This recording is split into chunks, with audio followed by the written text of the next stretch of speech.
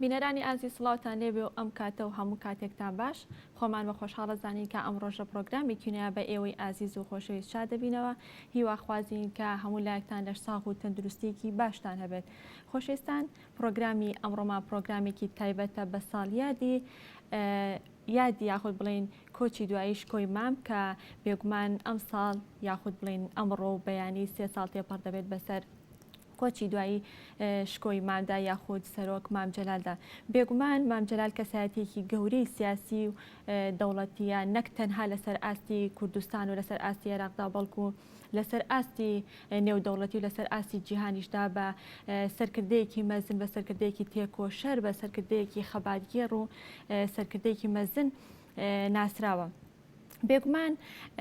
هەزاران لاپەڕە یاخود هەزاران لاپەڕە کە باز لە ژیانی باز لە مێژوو لە ژیانی سیاسی و پێشمەرگایەتی هەڤاڵ مام جەلالدا نووسراوەتەوانێ. ئێمە لە پرۆگرامی ئەمڕۆماندا لەسەر چەند لایەنێک یاخود لەسەر چەند کایەکی هەڤاڵ مام جەلال گفتوگۆ دەکەین کە بێگومان مام جەلال لە تەواوی سێکتەرەکان یاخود لە تەواوی کایەکانی ژیاندا جێدەستی دیار بۆ یاخود کاری بۆ کردو هەوڵ و ماندووبوونی زۆری بۆ داوە. بەڵام ئێمە لە پرۆگرامی ئەمڕۆماندا زیاتر لە 3 لایەنەوە باز لە ڕۆڵی مام جەلال دەکەین. یەکێک لەو لایەنانەی کە ئەمڕۆ باسی لەسەر دەکەین باز لە باوەڕبوونی مام جەلال دەکەین بە سەروەری یاسا کە دواتر گفتوگۆ لەسەر ئەم بابەتە دەکەین. یەکێکتر لەو لایەنانەی مام جەلال کە باسی لێوە دەکەین باز لە مام جەلال و گەشتبینی دەکەین لە کاتی تەنگژە و لە کاتی قەیرانەکاندا. بێگومان مام جەلال هەمیشە بەوە ناسراوە کە لە کاتی قەیران و لە کاتی تەنگژە و لە کاتی دروستبوونی هەر کێشە و گرفتێکدا کلینی چارەسەری پێ بووە توانیوێتی لە ماوەیەکی کەمدا چارەسەر بۆ ئەو بابەتە یاخود بۆ ئەو گرفتە بۆ ئەو کێشەیە بدۆزێتەوە کە بێگومان ئەمەی کە من باسی یەکەم تەنها قسەی لایەنگرانی یەکێتی نییە بەڵکو قسە و یاخود بۆچوونی تەواوی لایەنگرانی لایەنە سیاسیەکانی تریشە بۆچوونی تەواوی کوردستانەی هەر 4 پارچی کوردستان و عێراقیش بە گشتی. بۆیە ئێمە لەم ڕۆیە باز لەو بابەتە دەکەین کە دواتر لەسەر بابەتەش گفتوگۆ دەکەین. یەکێکتر لەو بابەتانەی یاخود لەو لایەنانەی هەڤاڵ مام جەلال کە باسی لێ دەکەین باز لە مام جەلال و ئازادی ڕۆژنامەگەری دەکەین. بێگومان مام جەلال یەکێک بووە لەو ڕۆژنامە نووسە زۆر بە سەلیقانە کە توانیوێتی یاخود بە هەردوو زمانی کوردی و بە زمانی عەرەبی وتاری نووسیوە. هەمیشە باز لەوە کراوە کە هەڤاڵ مام جەلال ئەگەر لە هەر شوێنێک بوو بێت ئەوە باز لەوە کراوە کە ئازادی ڕۆژنامەگەری لەو شوێنەدا بوونی هەبووە. بۆیە ئێمە ئەمڕۆ ئەمانەوەی لەسەر ئەو لایەنە بە وردی گفتوگۆ بکەین بە خۆشحاڵی و میوانداری کاک ئازاد تۆفیقمان کردو کە بەڕێزیان کادری پێشکەوتی یەکێتی نیشتیمانی کوردستانن. کاک ئازاد سڵاو لێ بۆ بەیانیت باش زۆر بەخێر بێت. زۆر سپاس دەکەم. کاک ئازاد ئەگەر سەرەتا باسێک لە ئەزمموی ڕۆژنامەگەری مام جەلال بکەین کە ئەزمموی سیاسی و ئەزمموی ڕۆژنامەگەری ئەزممونێکی گرێدراو بوون لە لای مام جەلال. ئەزمموی ڕۆژنامەگەری مام جەلال چۆن بووە؟ سپاس بۆ بەڕێستان. دیارە لە سێمین ساڵوەگەڕی کۆچی دوایی ڕابرێکی گەورەی گەلەکەمان جەنابی مام جەلال سەری ڕێز و نەوازش دانوێنین. خۆتان نەزانن 3 ساڵەوە پێش ئەو پیاوە گەورەیە و کاریزمایە ئەو مرۆڤە مەزنەی کە ئەتوانم بڵێن لە 100 ساڵ جارێکە لە میلەتێکە لە ناوچەیەکە لە جوگرافیایەکی گەورە شخصیتێکی سیاسی یا ئەدەبی یا هونەری لەدایکە بێت. جەنابی مام جەلال بۆ قەڕنی بیزێکە بوو لەو کەسانە. جەنابی مام جەلال خۆتان ئەزانن کە کەسێک نییە بڵێن لۆکاڵیە یان ناوچەیە یان هەرێمایەتیە. جەنابی مام جەلال شخصیتێکی نێودەوڵەتی هەیە. شخصیت دەوڵەتەکەش لە ئەنجامی نزیک بە 6 ساڵ خەبات مانووبوون، خەباتی چەکداری، خەباتی سیاسی، خەباتی یاسایی و مافی مرۆڤ، خەباتی ڕۆژنامەوانی، خەباتی قەڵەم. مام جەلال یەکێ لە هەر ئەدگارە جوانەکانی یەکێ لە هەر خاسێتە جوانەکانی مام جەلال سیاسی نەبوو بەتەنها، وەکو چۆن سەحۆفیش نەبوو بەتەنها، وەکو چۆن قایدیش نەبوو بەتەنها، وەکو چۆن پێشمەرگەش نەبوو بەتەنها. مام جەلال یاساناز بووە، مام جەلال موئەلیف و کاتب بووە، مام جەلال ڕۆژنامەنووس بووە، مام جەلال سیاسی بووە، مام جەلال پێشمەرگە بووە، مام جەلال قاید بووە. ئەو ڕاهەندی کە بە بەلای بەڕێستەوە گرنگە ڕاهەندی مەسەلەی سەحافە. مام جەلال هەر لە 60ەکانی سەدەی ڕابردووە یەکێک بووە لەو کەسانە کە خۆی ڕۆژنامەی خەبات ئیجازەکەی وەرگرتەوە، خۆی سەرنووسەری بووە کەس بەرحالی ئەو کاتی سەردەمی خۆیان بوو نیپالی کاتی کوردستان. مام جەلال شخصێکە لە ناو دنیای قەڵەمەوە هاتووە ناو دنیای سیاست. بۆیە چەمکی ئازادی و سیاست کە بەڕێزت یەکێکە لە پرسیارە گرنگەکان لای مامجال دوانەیەکی زۆر گرنگن بۆ مامجال کە سیاستی کردووە بڕای بە ئازادی هەبووە، بڕای بە مافی ژن هەبووە، بڕای بە یەکسانی نێرومی هەبووە، بڕای بە دیالۆگ و بە دیموکراسیەت هەبووە. بۆیە مامجال دائیمە لە پاڵ قەڵەمی ڕۆژنامە نووسیا، لە پاڵ کتێب و تەلیف و بڵاوکراوەکانیا، لە پاڵ کاری نووسەریە بڕای بە ئازادی سیاسی، بڕای بە ئازادی بیرۆڕا هەبووە. ئەخیر نمونی بە بەڕێز دەبرم جەنابی مامجال ساڵی 1970 سکرتێری یەکێتیە لە شاخن خوا لێ خۆش بێ کاک محەممەد موکری کتێبێک نووسێ بە ناوی سەگوەڕ. سەگوەڕ مەسەڵەن با بڵین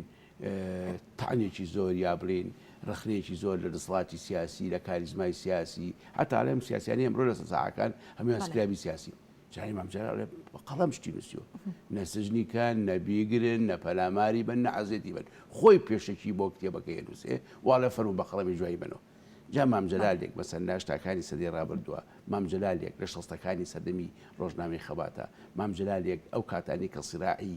فکری یا بڵین سرای قەڵم لە نێوان جەریدە عێراقیەکانی هێزە عێراقی ئۆپۆزیسیۆنەکان و جەریدە کوردیەکاندا هەبوو بێ ڕۆڵێکی کاریزما و گەورەیە بێ ئەبێ حتمەن ئەمە بەبێ ئازادی بەبێ دوانێ ئازادی و سیاسی ئازادی و قەڵم نەیتوانیوە ئەو شتە جێبەجێ بکە. بۆیە لەو ڕۆژەوەی کە جەنابی مامجلال یعنی قایدی پێشبەرگە و شاخ و سەودێتی شۆڕژێری هەبووە ئازادی بەرامبەرەکەی هەرگیز فەرام نەکرد فەرامۆش نەکرد. بەڵێ باشە کاگازاد ئەو ڕۆژنامانی کە لە سەرەتایە مامجلال ڕۆڵی هەبووە لە دامەزراندنیە ڕۆژنامەکان چی و چی بوون کامانە بوون؟ من بەبرز من هەر لە پەنجاکانی سەری ڕابردووە شەڵتەکان مەسەڵەن ڕۆژنامەی خەباتە بووە دا ڕۆژنامە مەسەڵەن لەو کاتی کە برادرانی مەکتەبی سیاسی جابن و مەسەڵەن ڕۆژنامەیەکیان دەکردووە بە ناوی نور لە بەغا ڕۆژنامەیەکیان دەکردووە بە ناوی باهۆس ئینجاینە سەر شاخ لە شاخ مامجال زۆربەی نووسینەکانی بۆ یەکێتی نیشتمانی کوردستان لە هەواڵنامەکان لە نووسینەکان بە ناوی پیرۆت بە ناوی مام بە ناوی توانە ئەمانە هەموو بڵاو کردوەوە. ڕۆژنامەی ئەشەرارە ئەویان لەکوێ ڕۆژنامەی شەرارە یەکەم ڕۆژنامەیە کە لە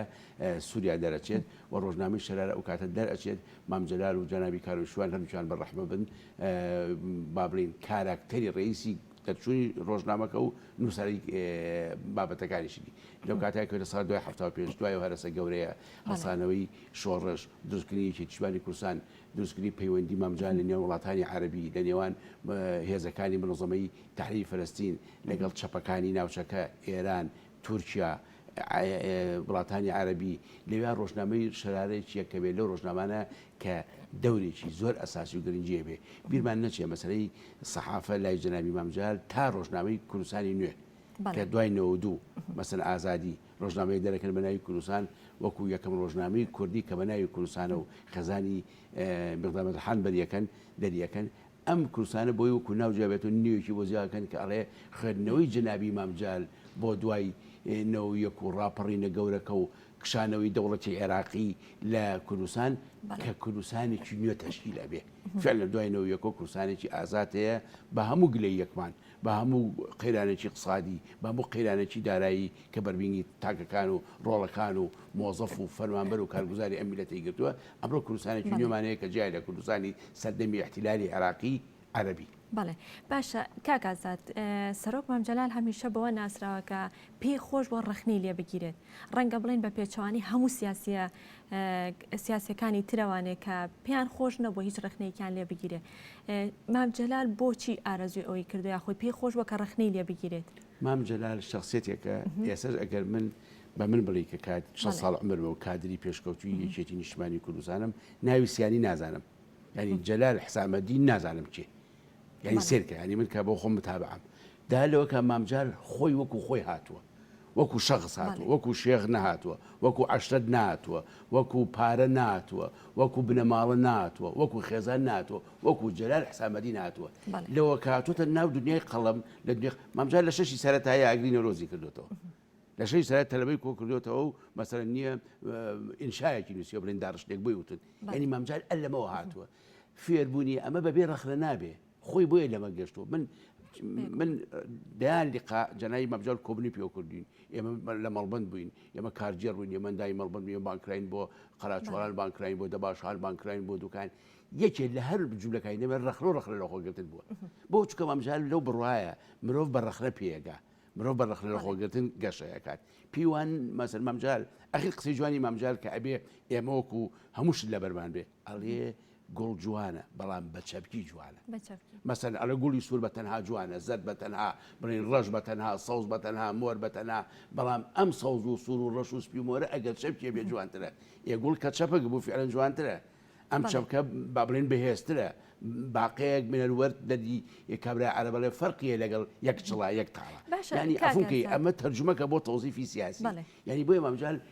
کەسکە تیرێکێتی بە پیوانە بۆ یەکێتی ئەبێت لە ئەلفە تایان بشت بێت توی یەکێتی جێ ڕخنەیە جێ هەڵەیە و توی پارتی جێ ڕخنەیە جێ هەڵەیە و لەم ئەخیرا بڵین بستنەوەی گۆڕانی دروست بوو ئەو جێ ڕخنە و جێرە بەڵام هەمومان بەیەکۆ ڕخنەکان لە خۆمان بگرین و هەڵەکانی خۆمان ڕاستکەینەوە بە پێی ئەو ڕخنانی لێمانە گیرێ پێمانە سەلمێنرێ ئەوەی معقولە تەبەنیکەین بە یەک چەپک بین لەگەڵ عێراق جوانین بە یەک چەپک بین لەگەڵ وڵاتانی دەوروبەر جوانین بۆیە مامجال لە دنیای ڕخنەوە هاتووە لە هیچ دنیایکی ترۆ نهاتووە قەڵەمی سەرەتای مامجال قەڵەمێکە بڕای بەڕخڕۆ ڕەخڵەگۆگرتن بووە بۆیە مامجلال هۆکاری ئەم جیاوازێ بۆچی ئەگەڕێتەوانێت کە لەگەڵ کەسانێکی ترا یاخود دەگەڵ بڵێ لەگەڵ سەرکردەکانی تر ئەگەر باس من بە بەڕێزت بڵێم یعنی ئەمە ڕەبتی بە کللتورەوە هەنیە بە تەنها چکەیتەوە کللتوری کوردیە کەسێریەکەی بۆ لە کللتوری کوردیا مامجالشکە دروست نابێ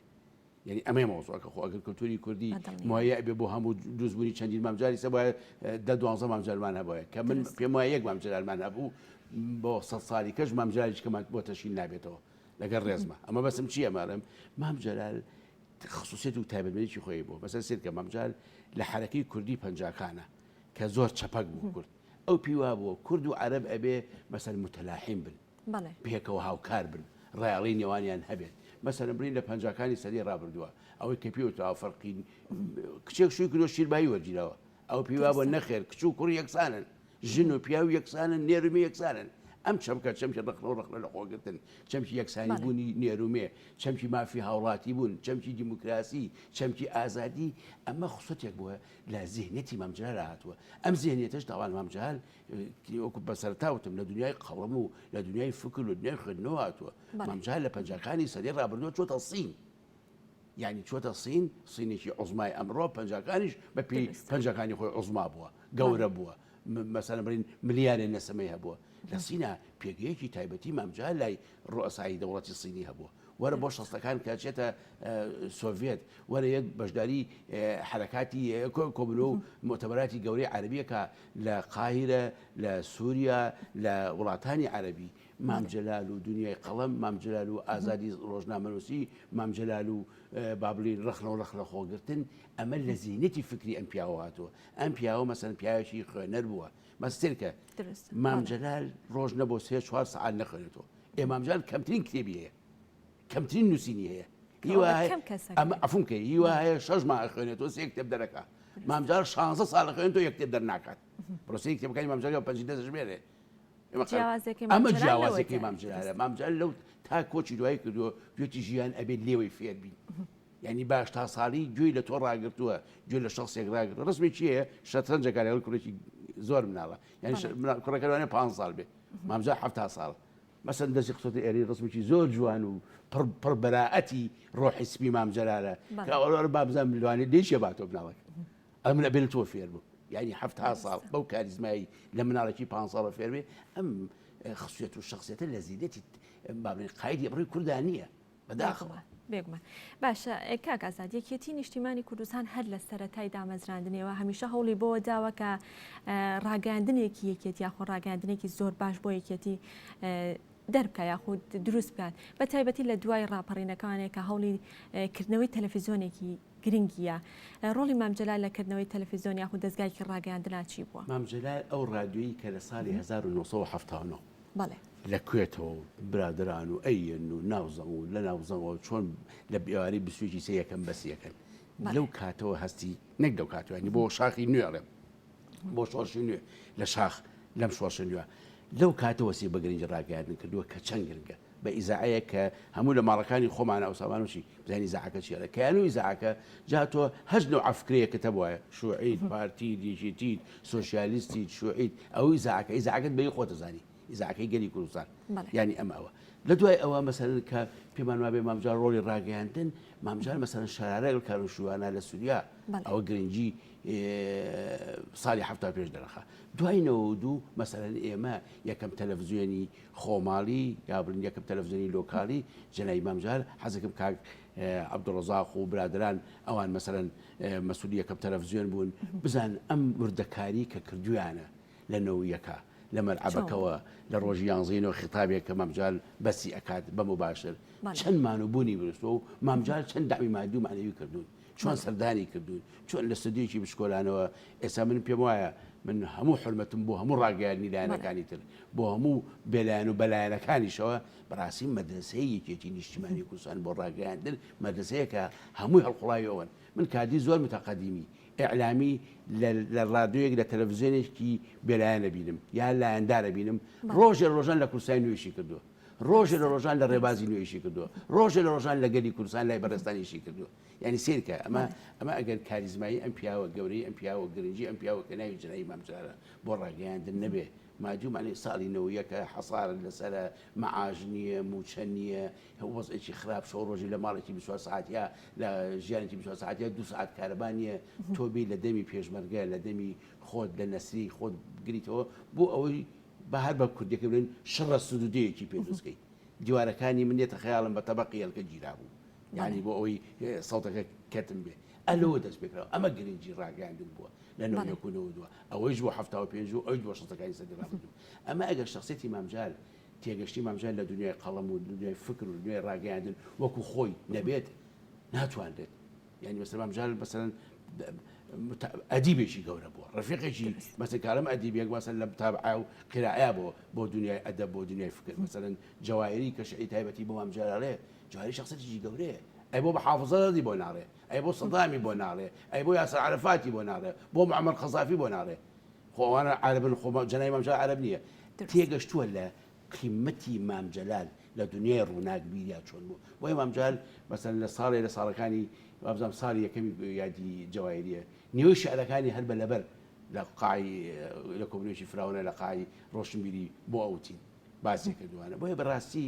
دوای 92 دروستبوونی تەلەڤیزیۆن ڕۆیەکەم ڕۆژنامەی کوردستانی نوێ مامجال دەوری باڵا و دەوری قارمانی و قایدی تیا ڕۆحی شاد بێت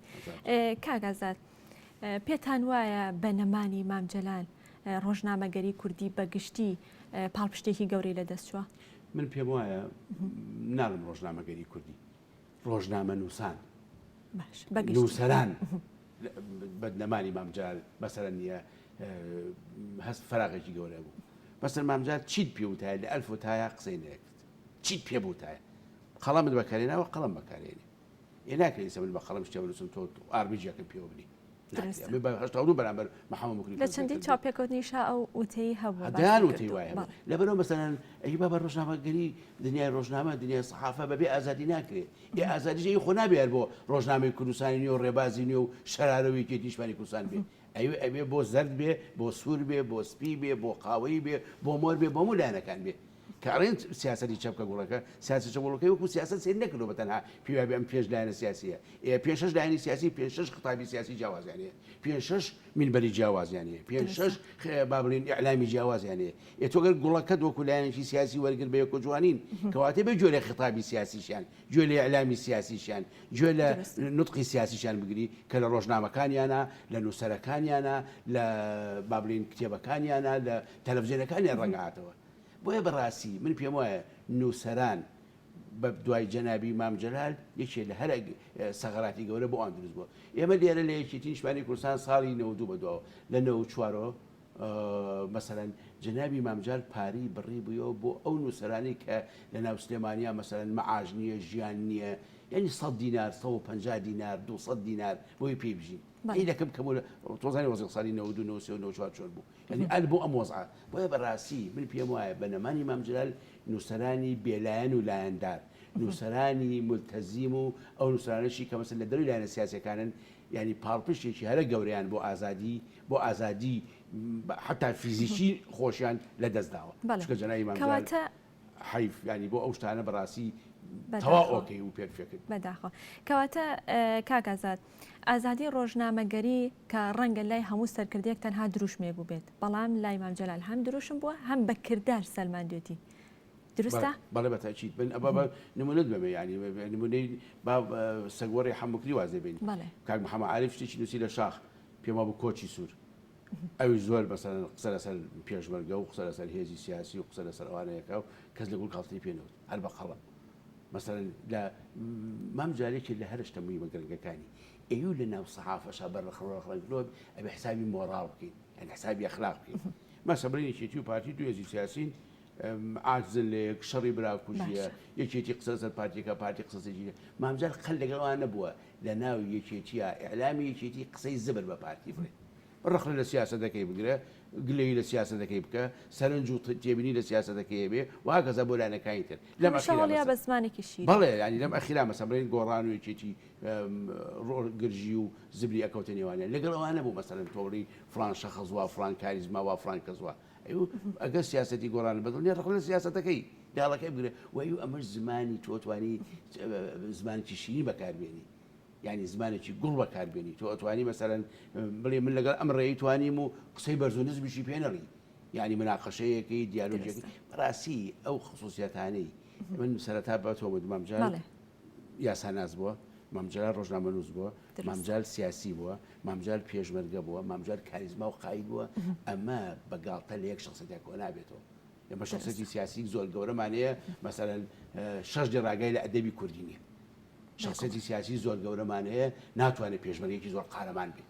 شخصێتی سیاسی زۆر گەورەمان هەیە ئاگاداری سەرجەم بوارە بەڵێ ئەمەیە نەکارەوە بێتە بۆ لە خصوصەتی ڕۆحی ئەم پیاوە لە خصوصەتی کلتوری ئەم پیاوە بۆیە بەڕاستی ئەتوانین بڵێن خصوصەتی مام جەلال و ذهنیەتی مام جەلال بۆ ئازادی ڕۆژنامەگەری بۆ ئازادی سیاسی بۆ دیالۆگ بۆ پێسەلماندن بۆ بەکارهێنانی چەمکی زبر و ناخۆش و ڕەش و قرس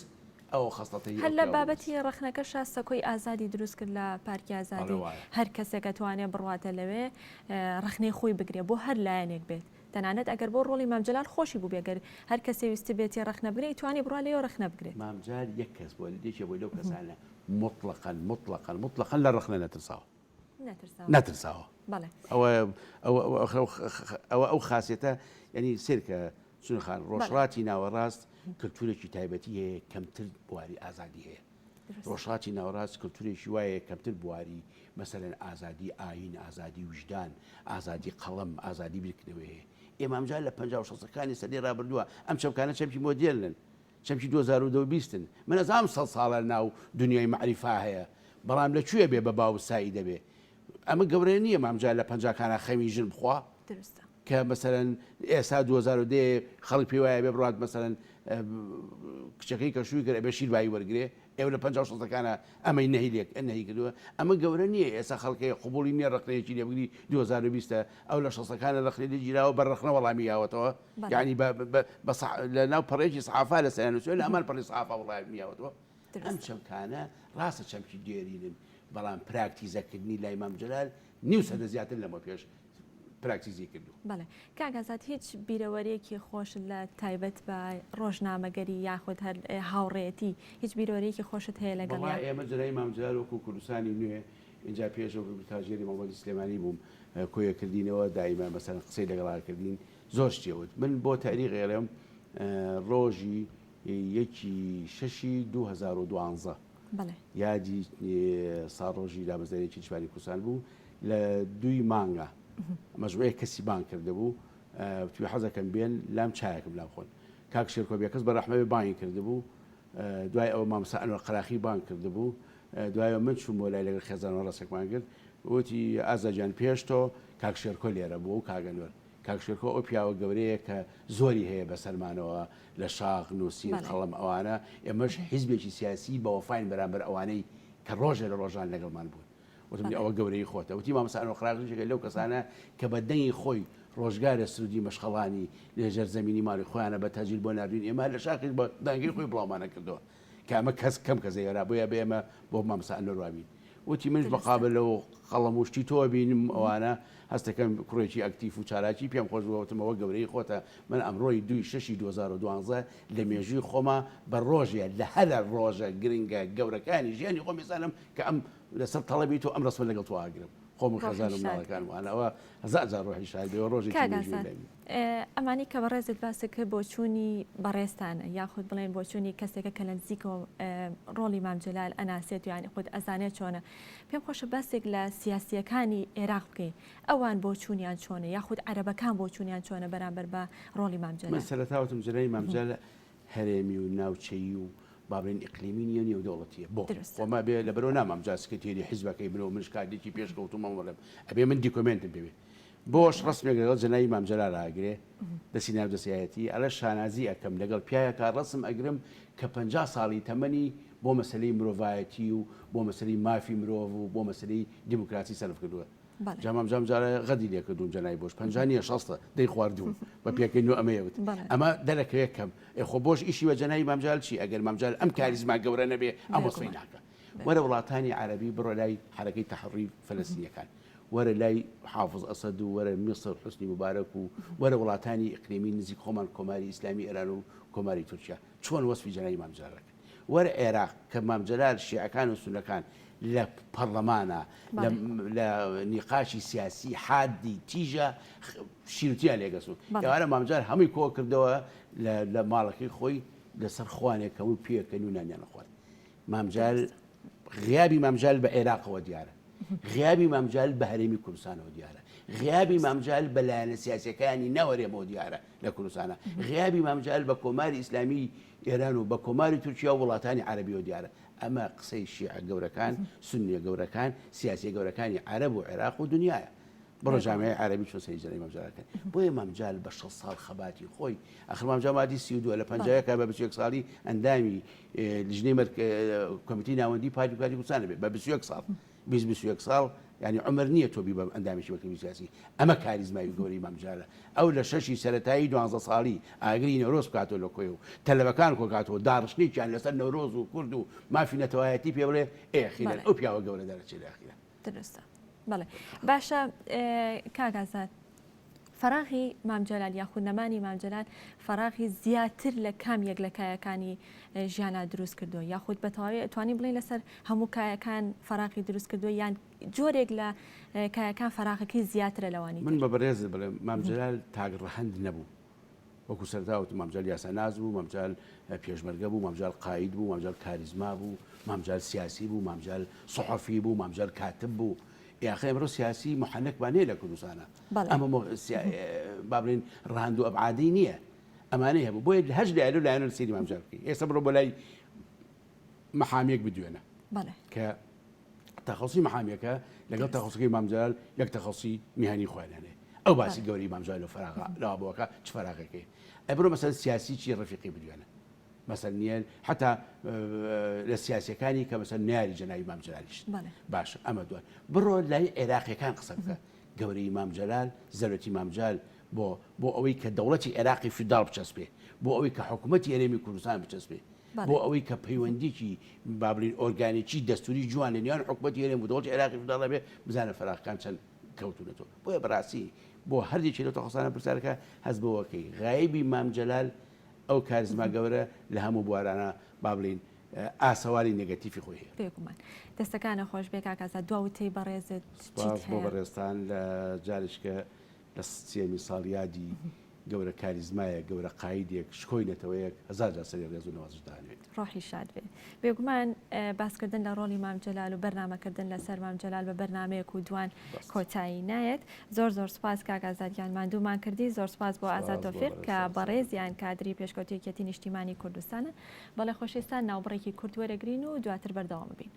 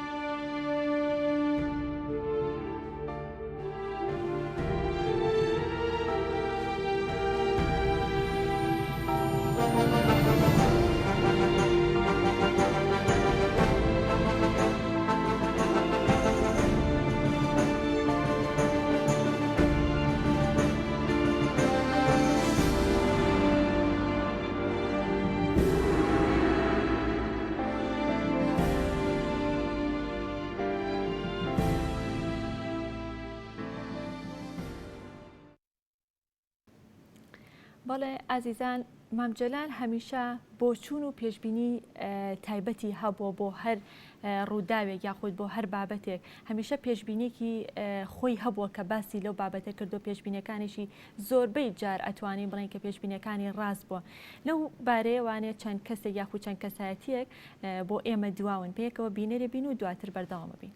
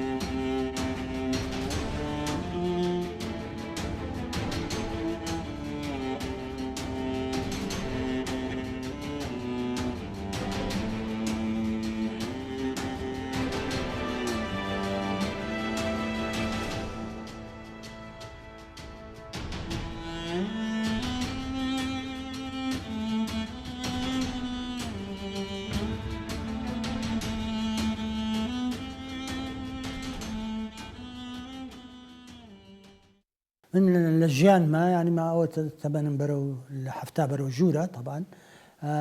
كسي شي وكو مام جلال من بيديوا كأو نزانياري هبي كأو ندخل دوار بي كأو ندوربين بي كأبو بالين هلسان قاين دهاني برو دواكان لجي أخوة بي وأو هلسان قاين لبوشاينا أكرتن هم أو بيوندي شي زور فراواني هبو لەگەڵ بەتایبەتی لە عێراق لەگەڵ هین ئەفسەرەکانی عێراقیە لە ناو جەشی عێراقیە لە ناو سیاسەتمەدارانی عێراقیە هەروەها لەگەڵ سیاسەتمەدارانی با بڵێن عەرەبە چ لە شام چ لە قاهیرە چ لە شوێنەکانی تر ینی پەیوەندیش یەکجار فراوانی هەبوو ئەمە جگە لە پەیوەندی لەگەڵ وڵاتانی ئەوروپی و لەگەڵ شوێنەکانی ترە معلوماتی لە هەموو شوێنەکە وەرەگرت و زانیاریەکانیشی هەموو جارە لە بێژنگادا ئەوە نەبوو لە خۆیەوە قسە بکە سەرەتا لە بێگومانەوە بوو هێشتا و لە بەهاری ساڵی 91 بوو مام جەلال لە هین بوو هاتە بەریتانیا یەکەم جار لە بەریتانیا مەهەدی مەلەکی ڕۆیال ئینستیتیوت ئۆف یونایتد کینگدۆم هەیە کە بە چەتەم هاوس مەشهورە ئەو هەدا ئەو پەیمانگایە چەتەم هاوس دائیمەن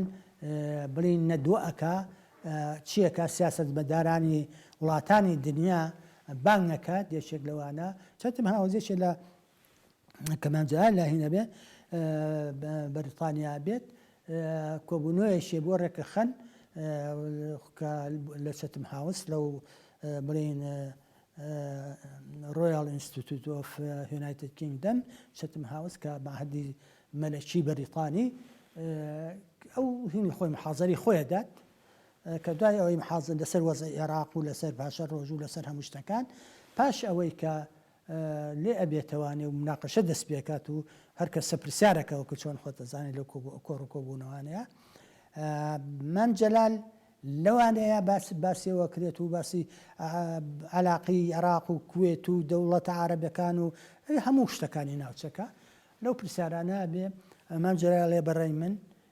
سەدام بەوە واز نایەنێ کە ئێستاچێ لە هند ناوی چییە شەڕی وەستانوە لەگەڵ ئێرانە ئەو ئیسا بەچینی من ئەچێت کوێت داگیرەکەت تر ئەو کەسانی بەسێکیان ڕەفیقی شەخسی مام جەلالن لە سەحافەت و لەو سیاسەتمەدارەکانی ئینگلیز و ئەوانە ئەڵێ مام جەلال ئەوە تۆ بەڕاستە ئەمە معلوماتە یان هەر هێنە قسەی خۆتە مام جەلالیش جا باتوەڵێ هەم معلوماتە هەم تەحلیلی خۆمە هەردووچێتی بارحە کەس بڕای پێ ناکە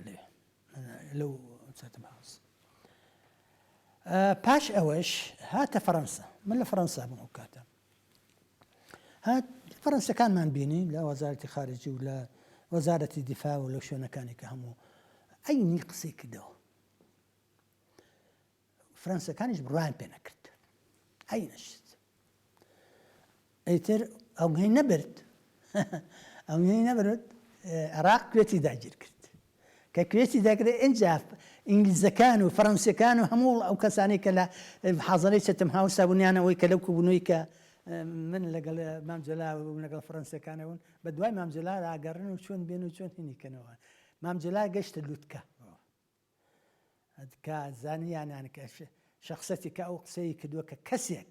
ئەو هەموو ئەجیزەی مخابەراتی دنیا آخر خۆی MTI 6 M6 6 و نازانم جهاتی مخابەراتی فەڕەنسی و CIA ئەمریکی هیچ معلوماتێکیان هەبێت و نەبێت و بە دوور بن لەوانە و مام جەلال کە لە شاخەوە هاتووە بەو شێوەیە تەحلیلەکانی هەموو ڕاست دەرچێ ئەوە بوو بە شوێی شانازێکی گەورە بۆ مام جەلال و بۆ ملەتی کورد کە بتوانێت پێشبینیێکی ئاوا بکە و بەوە بەڕێی من لەوە دوا مام جەلال هەر قسێکی بکردای حساباتیان بۆ کرا و وەزنی مام جەلال لە ڕووی دیبلۆماسیەوە لە ئاسی دیبلۆماسیە گەشتە لووتکە طبعا هەر ئەوە نەبوو پێشبینێکی ئەوە بۆ وەکو لەسەر ئاستی دنیا لەسەر ئاسی داخۆیی کە ها سەدام کوێتی داگیر کرد کە کوێتی داگیر کرد زوربەی برادران لێرە لایەن وان نەبوو کە ئەمریکا یان وڵاتانی بڵین نیو دەوڵەتی تەدەخولەکەن و سەدام بە شەڕ بە ڕێگای شەڕ لە ئابن لە زمنی ئەوانە کاکنیشورا هەر بڕای پێ نەبوو سەرکردایەتی یەشێتی کەسی بڕای پێ نەبوو مام جەلال بە بەردەوامی ڕای وابوو کە ئێمە خۆمان حازر کەین بۆ ئەو ڕۆژەی کە سەدام ئەخەن سەدام تەواو بووە و شەڕە بێت و تەدەخولی بڵین سەربازی ئەبێت ئەمە ڕاو بۆ چوونی مام جەلال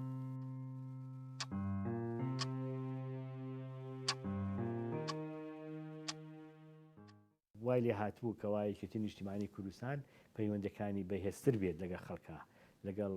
ئەوروپیەکانە و علاقەیەکی باشمان دروست کرد بوو لەگەڵ بەعزێ حیزبە سیاسیەکانی ئەوروپا وەکو حیزبی عومالی بەریتانی حیزبە ئیشتراکیەکانی ئەوروپی لەگەڵ سۆشەل دموکراتە لەگەڵ ئەوانە لەگەڵ سۆشەل ئینتەرنەشناڵە لەگەڵ ئەوانە پەیوەندیمان پیا کرد بوو جا لەبەرەوە ئەو وەختەی کە گەڕابوومەوە بۆ لەندەن مەشغوڵی ئەو شتانە بووم و حەزەکەم لەوە تەرکیزە بەسەر نقطەیەک جەنابی مام جەلال هیچ وەختە قسووری نەیەکرد چ کۆبوونەیەکە بۆ ڕێبخستایە بەڕاستی خۆی هیلاگە کردو بۆی لەو کۆبوونەوەی حازر بێت و پەیوەندێکی زۆر فراوانی پیا کرد بوو لەگەڵ شخصیاتی ئەوروپیا لەو فترەیە هەروها لەگەڵ شخصیاتی شەرقی ئەوسەتیشە و معارضەی بڵین معارضەی عێراقیان حیزبە عێراقیەکانی کە لە شام ئەژیان و یا لە میسر ئەژیان و یا لە شوێنەکانی ترێژن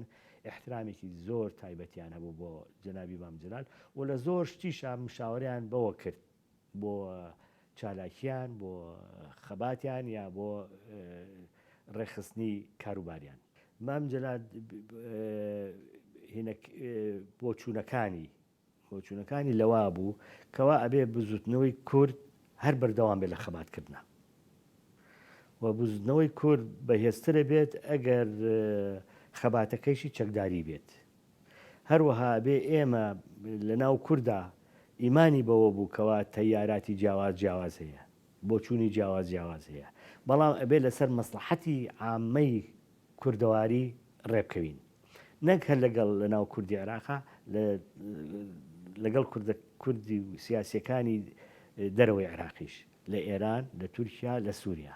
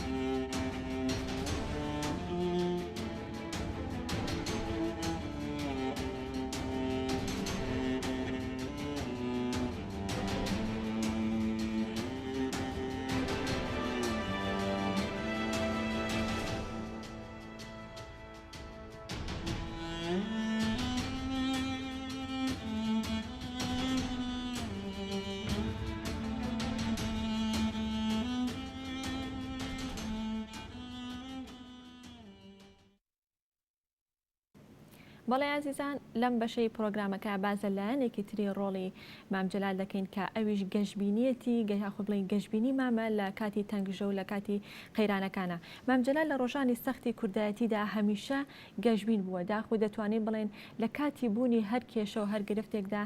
هەمیشە کلیلی چارەسەری پێ بۆ توانیوێتی لە ماوەیەکی کەمدا بتوانێت چارەسەر بۆ ئەو بارودۆخە یاخود بۆ ئەو گرفت و کێشەیە بدۆزێتوانێت کە بێگومان ئەمە وتەی تەنها لایەنگرانی یەکێتی نیە بەڵکو دەتوانین بڵێن بۆچوونی تەواوی کوردستانیانە لە هەر چوار پارچی کوردستان و لە عێراقیشدا کە تەواوی هاوڵاتیان یاخود تەواوی لایەنگرانی سەرجەم پارتە سیاسیەکان لەسەر ئەم خاڵە کۆکن. بۆ ئەوەی کە لەسەر ئەم بابەتە گفتوگۆ بکەین یەکێک لەو کەسانی کە ساڵانێک هاوڵی مام جەلال بووە و لە نزیکەوە ئاگاداری مامەڵە و شێواز و یاخود سیفات و تایبەتمەندیەکانی مام جەلال بۆ کابڕێز مەلایەسینە کە بەڕێزیان پێشبەرگەی دێری نووسکرتێری پێشووی هەڤاڵ مام جەلالن لە ڕێگەی سکایپەوە لە وڵاتی میسرەوە لەگەڵێمە بە شێوەیەکی ڕاستەوخۆ ئامادەیە. کاک یاسین سڵاو لێ بێ و بەیانیت باش. بەڕێز مام جەلال دەکرێت وەک هەر شۆڕژگەی ڕێک ڕۆژانی سەخت و دژواری بینی بێت. ئایا لە کاتی تەنگژە و لە کاتی قەیرانەکاندا چۆن توانیوێتی بیر لە ئایندەیەکی نزیک بکاتەوە؟ بەڵێ سڵاو لە جەنابی شت و سڵاو لە سەرجەم بینەرانی گەلی کوردستان بەیانیتان باش. دیارە یادی کارەساتی گەورە کۆستی گەورەی گەلی کورد و یەکێتی نیشتیمانی کوردستان ئەویش وفاتی جەنابی مام جەلالە. ئەم یادا بەرز ڕات دەگەن من و هیوادارم هەموو گەلی کوردیش بەرز ڕای بگرێ. و من پێم وایە جەنابی مام جەلال باسی لایەنێکت کرد کە ئەویش لایەنی معنەویاتی بەرز و هەمیشە گەشتبینی لە ڕووی جەنابی مام جەلالە هەموو کەسێکی باسیە کرد. جەنابەت باست کرد کە هەموو کۆمەڵانی خەڵکی کوردستان ئەوەیانە بینی. من ئەمەوەیە شتێکت پێ بڵێم کە هەموو دنیا ئەوەیە بینی. چەند نمونەیەکت بدەمێ. یەک دوو جار لە پێش سیوێکی ئاب لە دوای سیوێکی ئاب لەگەڵ ئێرانەکان کە دانیشتین ئێرانەکان یانوت ئاغای تاالبانی نەمەکە یعنی خوێیە مەبەستیان چی بوو؟ یانوت هەموو شتێک کە بتەوێ خراپ نەبێ ئەبێ خوێی تێ بکەی. مام جەلال ئەو خوێیە کە هەر کەس معنەویاتی ڕووخا هەر ڕێکخراوێک معنەویاتی نەما تێک شکا شتێک بوو تەنها کەس کە ئەتوانێت ڕاستی کاتەوە تەنها کەس کە ئەتوانێت معنەویاتی بەرزکاتەوە مام جەلالە. لەبەرەوە مام جەلال ئەو خوێیە کە بیکەیتە هەر شتێکەوە نایڵێ قەت تێک بچێت. ئەمە قسەی من نییە، ئەمە قسەی ئێرانەکانە کە بۆت باسەکە. دیارە چەندین نمونە هەیە و هەروەها هەر ئەوان بوون باسییانە کریانوێت. بۆ نمونە لە کارەساتی دڵتەجێنی سیوێکی ئابا زۆربەی کورد و زۆربەی مەسئولین و کەوادر و سەرکردەی یەکێتی معنەویاتیان نەمابوو، بەڵام مام جەلال هێشتا معنەویاتی لە عالی بوو. بیرمە ڕۆژێک ئێمە بەو بێداریە بۆ بێتاقەتیە لە زەڵێ بووین، ئەو بەپێکەنینەوە لە خێمەکە هاتە دەروانێ ئەیگو کوڕینە بەیانیتان باش خۆتان حازرکەن چە ڕۆژێکی ماوە ئەگەڕێنەوانێ سەرخاچی خۆمان شارە حیاتەکە شاری سلێمانی. کەس بە خەیاڵیان ناهەو ئەمە تەنها جەنابی مام جەلال نەبێ بەس ئەو بینی لەوە کردەوە کە ڕۆژێکە بێگەڕێنەوە. لەبەرەوە هەموو جارە خۆشی باسیە کرد یان خەڵقیش باسیە کرد. یەکێک لە سفاتی سەرکردە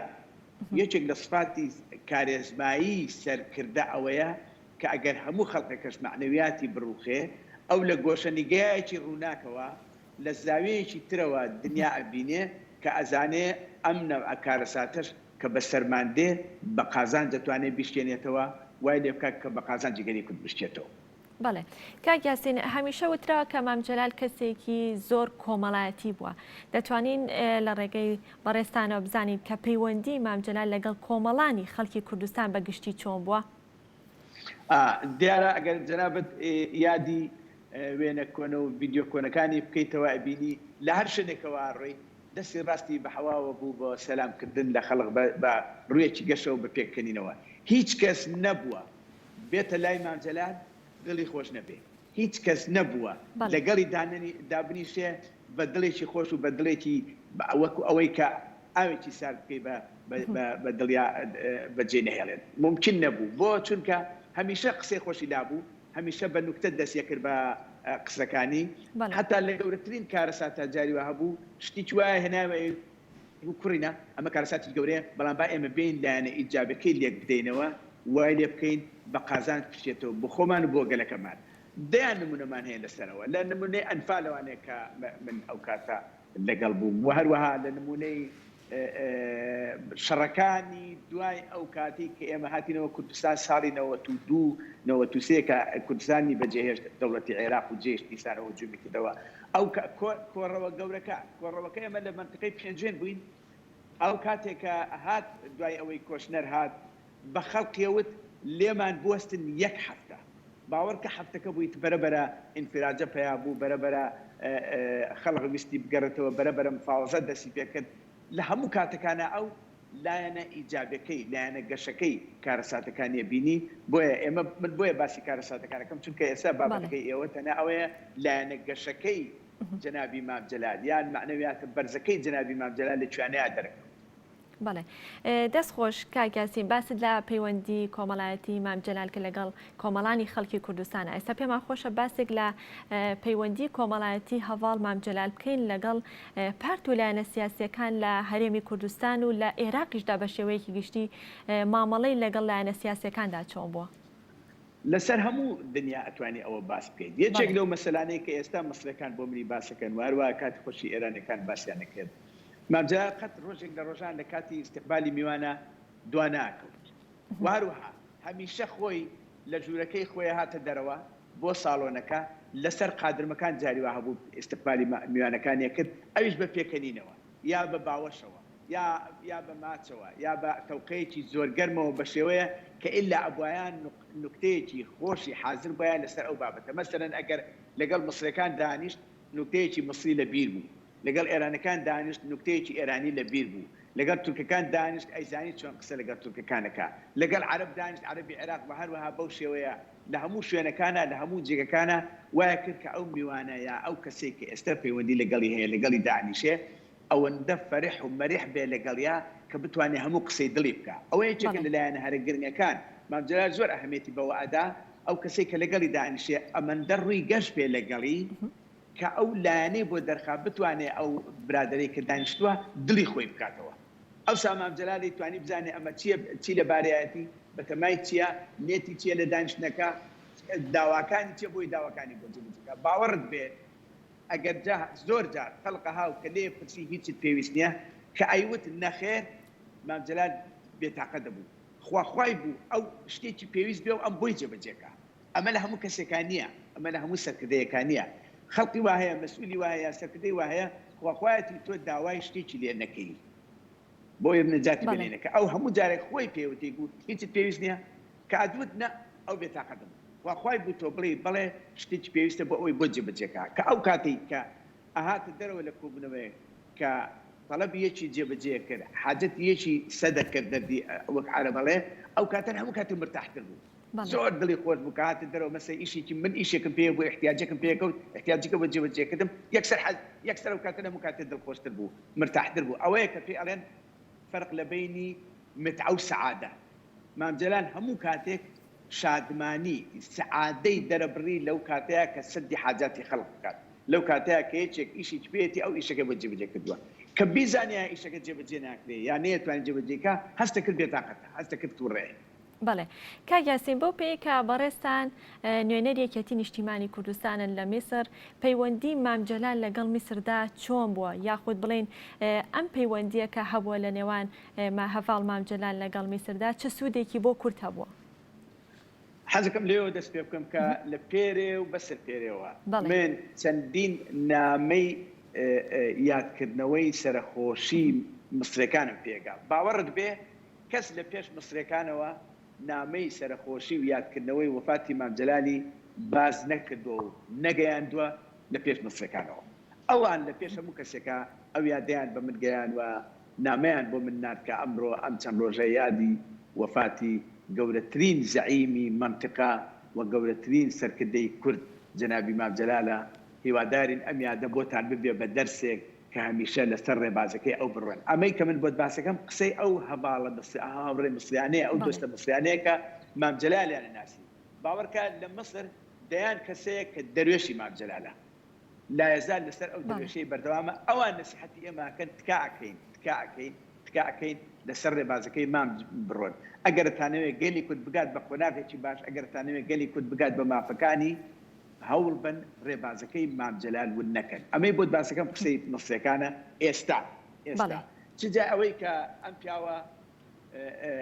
لە ساڵانی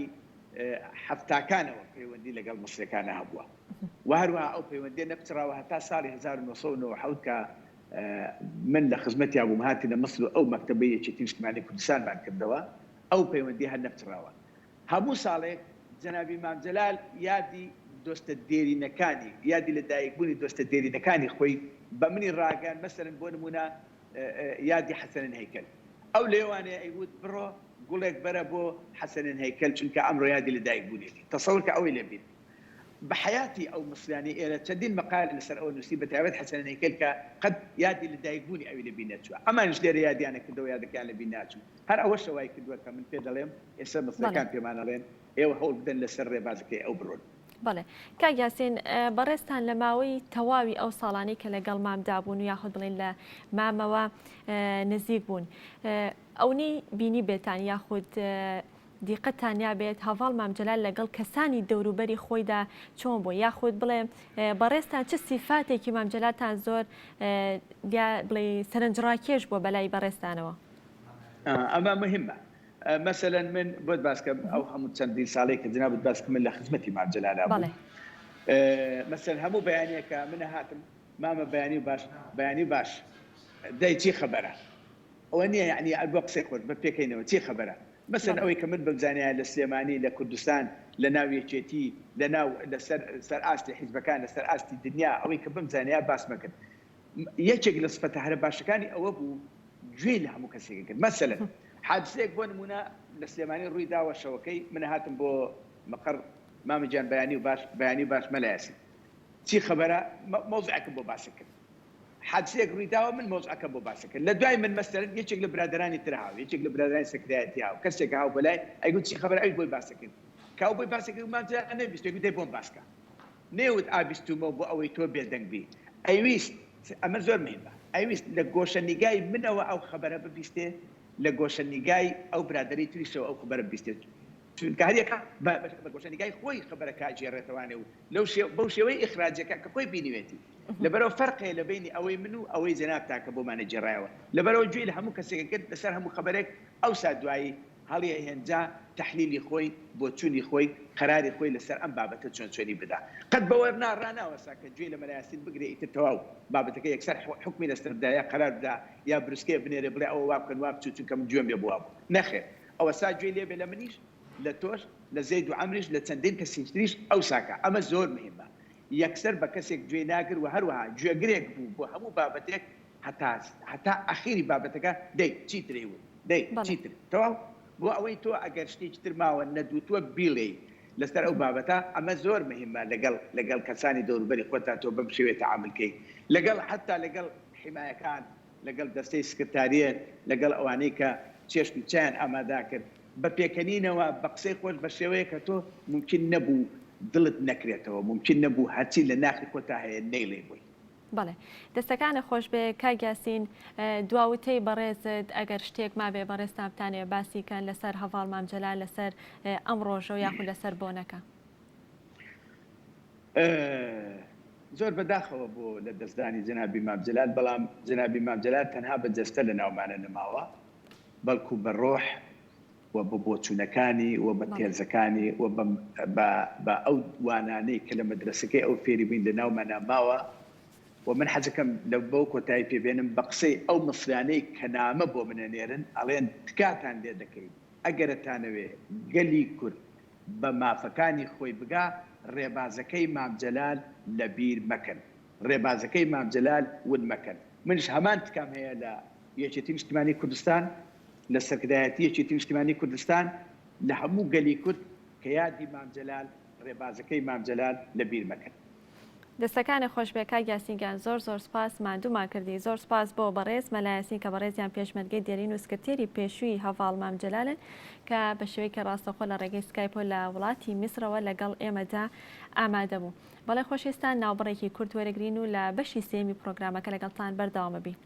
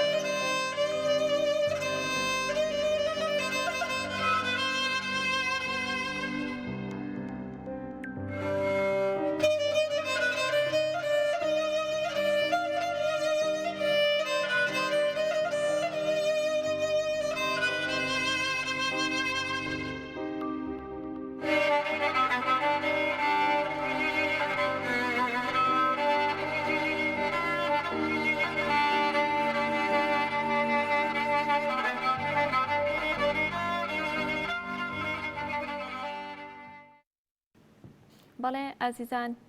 لە بەشەکانی پێشودا باسمان لە کاری ڕۆژنامەنووسی مام جەلال کرد یاخود گرنگیدانی مام جەلال بە ئازادی ڕۆژنامەگەری کرد و باسمان لە گەشتبینیەکانی مام جەلال کرد لە کاتی تەنگژە و لە کاتی قێرانەکاندا لەم بەشەی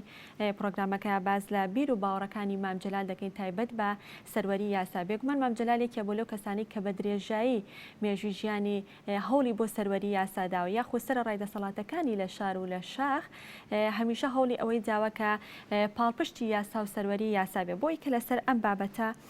ئەمڕۆ گفتوگۆ بکەین بە خۆشحاڵیەوە میوانداری هەژار غەفوورمان کردەوە کە بەڕێزیان پارێزەری ڕاوێژکارن کاک هەژار سڵاو لێبێ و بەیانیت باش. سڵاو لە جەنابەت بانی جەنابەت و بەیانی بینەرە خۆشەویستەکان باش. زۆر سپاس بۆ ئامادەبوونت. کاک هەژار مام جەلال وەکو پارێزەرێک تا چەند کاری لەسەر سەروەری یاسا کردووە؟ سەرەتا ڕێز و سڵاو هەیە بۆ جەنابەت سڵاو لە ڕۆحی پاچی گەورە و سەرۆر و ڕابەرمان جەنابی مام جەلال سڵاو بۆ گیانی پاچی شەیدانی ڕێگا ڕزگاری کوردستان. دیارە من لەم چرکە ساتە مێژوویەدا کە بەشداری ئەم بەرنامەیە بووم بە پێویستی زانم هەندێک بابەتی مێژوویی کە پەیوەستە بە سەروەریەکان و داستانەکان و مێژوویەکی پرشنگداری سەرۆک مام جەلال باسی لێوە بکەم. من لێرە بۆ مێژوو دەڵێم پێویستە هەموو گەلی کورد ئەو ڕاستیە بزانن کە لە دوای شۆڕشی ئەیلول کە شکستی هێنا لە دوای نسکۆی شۆڕشی ئەیلول لە باشووری کوردستان لەسەر دەستی پارێزەرێک بە ناوی جەنابی مام جەلال خوا لێی خۆش بێت ژمارەیەکی تر لە هەڤاڵەکانی لە دوایەوەی کە خەڵک باوەڕی بە سەر لە نوێ دووبارەبوونەوەی شۆڕش نەمابوو سەر لە نوێ هەڵگیرسانەوەی شۆڕش نەمابوو پارێزەرێک لە باشووری کوردستان لە دوای نسکۆی شۆڕشی ئەیلول سەر لە نوێ شۆڕشی نوێی گەلەکەمان هەڵگیرسایەوە بەڕابەرایەتی جەنابی سەرۆک مام جەلال. دیارە مام جەلال هەم سیاسیەکی ژیر بوو هەم پارێزەرێکی وشیار بوو هەم کەسێک بوو لە بواری خزمەتکردنی کۆمەڵانی خەڵکی کوردستاندا تەمەنێکی بەخشی لە پێناوی ئازادی و سربەخۆیی و مافی مرۆڤ و یەکسانی و چەسپاندنی دادپەروەری کۆمەڵایەتی. مام جەلال لەو کات و ساتەی کە یەکێتی نیشتیمانی کوردستان دروستە بێت دیارە لەسەر دەستی جەنابی مام جەلال و کۆمەڵی هەڤاڵی دیکە کار بۆ ئەوە دەکات کە شۆڕشی نوێی گەلەکەمان هەڵگیرسێنێتەوە. من بۆ مێژوو لێرە باسی دەکەم چاوپێکەوتنم لەگەڵ ڕۆژنامەنووسێکی نەمساوی کردووە. مام جەلال بە ڕەحمەت بێ لە ساڵی 1979 باسی لە پرەنسیپەکانی فیدرالیزم بۆ باشووری کوردستان کردووە کە ئەو کاتە هێزی تر هەبوون خەڵکی تر هەبوون کە وایان نزانی کە ئۆتۆنۆمی سربەخۆیە بۆ باشووری کوردستان. مام جەلال ڕۆڵێکی بەرچاوی هەبوو لە دروستکردنی پەرلەمانی کوردستان لە دوای هەڵبژاردننی پەرلەمانی کوردستان ئەتوانم بڵێم هەموو یەکێتیەک ئەبێ شانازی بۆ بکە کە یەکێتی نیشتیمانی کوردستان لەسەر دەستی ڕابەرمان جەنابی مام جەلال بنەمای فیدرالیزم بۆ حکومڕانی لە هەرێمی کوردستان لە پەرلەمانی کوردستان بۆ بەیاسا کە ئەمە دەستکەوتەکەی دەستکەوتی یەکێتی نیشتیمانی کوردستانە لە سەروی یەکێتی نیشتیمانی کوردستان چۆ دەستکەوتی جەنابی مام جەلالە. لەبەرەوەی مام جەلال بە واتای وشە باوەڕی بە چەسپاندنی سەروەری یاسا هەبووە لە هەرێمی کوردستان. مام جەلال ڕۆڵێکی بەرچاوی هەبوو لە بابەتی پێکهێنانەوەی دەوڵەتی عێراق. ئەوە هەمومان ئەزانین کە یەکێک بۆ لەوانەی کە ئەندامی ئەنجومەنی حکم بووە لەو یاسایە کە داڕێژراوە بۆ چۆنەتی جێبەجێکردنەکانی کاری ئەنجومەنی حکم. مام جەلال ڕۆڵی بەرچاوی بینیوە لەوەی کە مادەیەکی یاسایی چەسپاندووە تایبەت بە چارەنووسی ناوچە دابراوەکان بە تایبەتی کەرکووکی قودسی کوردستان. لە دەستوری عێراقا مام جەلال ڕۆڵی بەرچاوی هەبووە بە چەسپاندنی مادەیەکی یاسایی بە هەمان شێوە بە ناوی مادەی 140 بۆ چارەسەرکردنی ئەو کێشەوەی کە لەو جێناکۆکانە دروست بووە لە نێوان کاکەشە ڕەنگە ئێستا پرسیاری زۆرێک لە بینەران بێ بڵێن باشە بۆچی مام جەلال ئەوەنە گرنگی یاوە بە شاری کەرکووک و بە قودسی کوردستانی ناو بردووە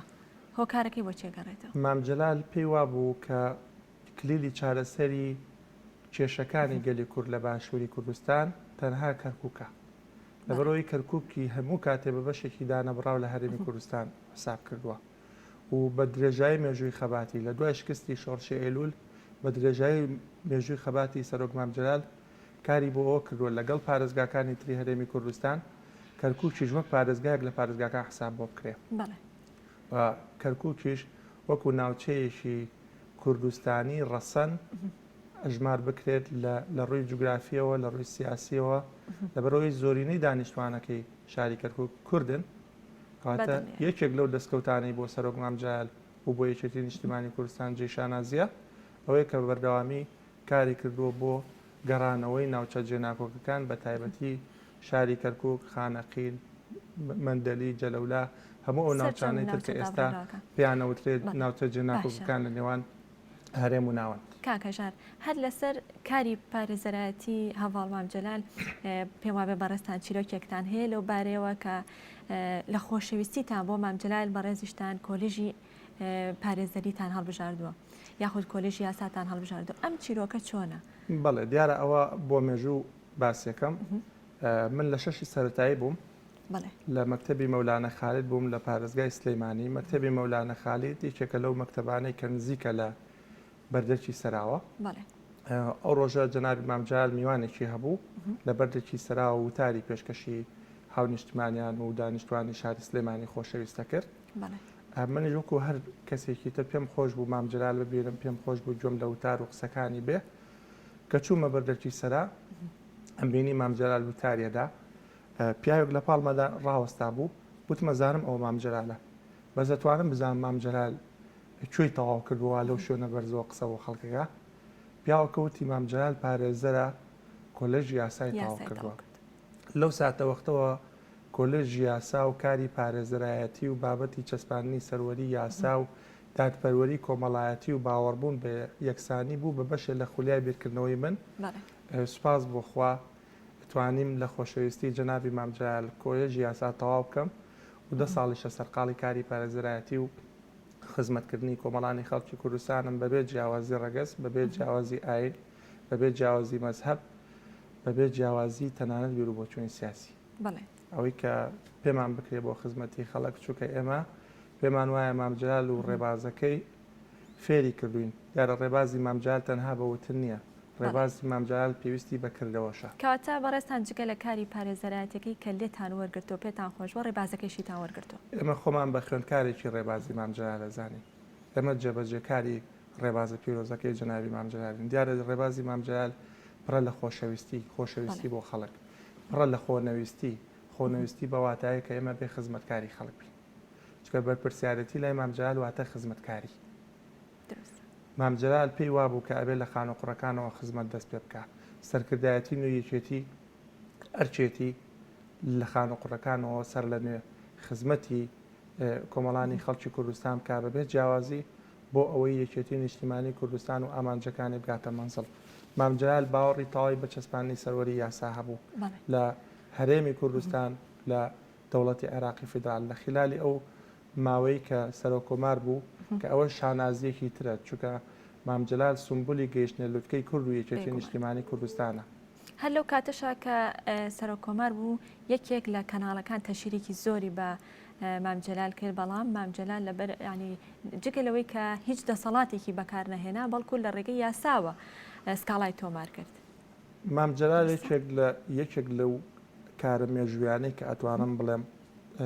کەسێکی هێندە هوشیار بوو کەسێکی هێندە هۆشمەند بوو ئەیزانی چۆن مامەڵەکە بۆ نمونە کاتێکە گفتوگویەکە لەسەر گەڕانەوەی چارەنووسی کەرکووک لەگەڵ خوشک و برا عەرەبەکانمان دیارە بە زمانێک مامەڵەی لەگەڵاکردن لەلایەکەوە پشتی بە بابەتێک و سەرچاوەیەکی یاسایی ئەبەست لەلایەکەشەوە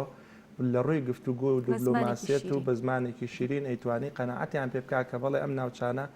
ئەم مافانە هەیە بۆ ئێمەی کورد کە تەمەنێکە زەوت کراوە لێمان کە بەڕاستی پێویستە بگەڕێتەوە بە شێوەیەکی یاسایی مامجلال ڕۆڵی بەرچاوی هەبووە لەم بابەتە مامجلال یەکێک بوو لەو سەرکردانەی کە باواتای وشە باوەڕی بە ئازادی دەربڕین هەبووە باوەڕی بە بیرروبۆچوونی ئازاد هەبووە ئێمە بیرمان نەچێت لە هەرێمی کوردستان لەو چەند پارێزگایی کە هەیە شانازەیەکی گەورە بۆ سنووری دەسەڵاتی یەکێتی ئەوەیە لە ساڵانی 2000 ڕۆژنامەی ئاوێنە ڕۆژنامەی هاوڵاتی چەندین ڕۆژنامەی تر کە ئەمانە هەمووی قەڵەمی ئازادن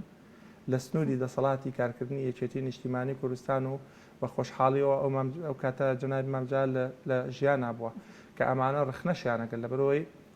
مام جەلال باوەڕی بە ئازادی ڕادەربڕین هەبوو تەنانەت بۆ مێژوو لە چاوپێکەوتنێکیان لە دەستگای سەردەم خۆی باس لەوە دەکات ئەڵێ شوێنێک دروست دەکەم سەکۆیەک دروست دەکەم لە پارچی ئازادی با خەڵک بچێت لێەوە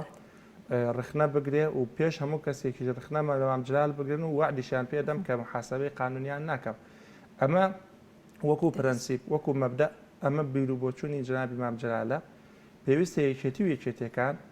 لە کارکردنی ڕۆژانەیان لە پەرلەمان لە حکوومەت لە دامەزوزەکانی تر ئەم جۆرە بیر و بۆچوونانەی مام جەلال ڕەنگ داتەوە ئێمەی پارێزەران دیوە جوانەکانی کاری مام جەلالە بێ پێڕۆکەی باشە کاکەژان ڕۆڵی مام جەلال لە نووسینی دەستوری عێراقیە هەڵ بڵێن لە نووسینەوەی دەستوری عێراقیا چی بۆکە بەدایکی یاساکان دەناسرێت ڕۆڵی مام جەلال چی بۆ لە نووسینی مام جەلال ڕۆڵێکی بەرچاوی هەبووە لە نووسینەوەی دەستوری عێراق گرنگترین ئەو ڕۆڵەی جگەل لە مەسلەی دادپەروەری کۆمەڵایەتی بۆ هەموو گەلی عێراق بێ وەکو یەک جگەل لەوەی کە باوەڕی بە چەسپاندنی سەرۆری یاسا هەبوو بەبێت جیاوازی ڕەگەز بەبێت جیاوازی ئاین بەبێت جیاوازی مەزهەب تەنانەت بەبێت جیاوازی نەتەوە بیر و بۆچوونی سیاسیش لە پاڵ ئەمەشە ڕۆڵێکی بەرچاوی هەبوو بۆ جێگیرکردنی مادەیەکی یاسایی کە پەیوەندی بەو ناوچە جێراکۆکانەوە هەیە کە بە درێژایی مێژووی گەلەکەمان یەکێتی نیشتیمانی کوردستان خەباتی بۆکە ئەویش چەسپاندنی مادەی 140 لە دەستوری عێراقی کە پەیوەستە بەو ناوچانە و لە ڕووی سیاسیەوە لە ڕووی یاساییەوە کاری بۆ کراوە بۆی کە بە شێوەیەکی یاسایی ئەم مافە بگەڕێتەوە بۆ گەلی کورد ئەو ناوچە جێراکۆکەکانە بگەڕێتەوە سەر سنووری جوگرافی سیاسی هەرێمی کوردستان دەستەکانە خۆش بێ کاک هەژار داوتی بەڕێزت کاتمان نەماوە ئەگەر شتێک بەڕێزت بتێ باسیکەیت من سپاسانەکەم ئەوەی کە لای من گرنگە تەنها ئەوەنداڵێم ئەوەی کە خۆی بە خوێندکاری ڕێبازی جەنابی مام جەلال دەزانێ پێویستە بەڕۆح پابند بێ بەو ڕێبازە جوانەوە لەبەرەوەی ڕێبازی مام جەلال ڕێبازی خزمەتکردنی کۆمەڵانی خەڵکی کوردستانە بێ جیاواسی دەستەکانە خۆش بێت زۆر زۆر سپاس مادوومان کردی زۆر سپاس بۆ هەژار غەفور کە بەڕێزیان پارێزەری ڕاوێژکانە زۆر سپاس بۆی کە لەم بەشەی پرۆگرام لەگەڵمان ئامادە بووی بەڵێ خۆشویستان بێگومان قسەکردن لەسەر ڕۆڵی مام جەلال یاخود لەسەر هەڤاڵ مام جەلال و لەسەر بیر و بۆچوونەکانی هەڤاڵ مام جەلال بە بەرنامەیەک و بەدوان و بەسییان کۆتایی نایە هەروەک هەرێک لە میوانەکانمان ئاماژەی پێکرد کە هەڤاڵ مام جەلال کاریزمایە کە دووبارە بوونەوەی نییە کۆی پرۆگرامی ئەمڕۆمان بە یارمەتی هاوکارانم پێشکەشکردن هەتا سبێنەوە پرۆگرامێکی نوێ پێتانەگەینەوە کاتێکی خۆش ئاسوودە بن.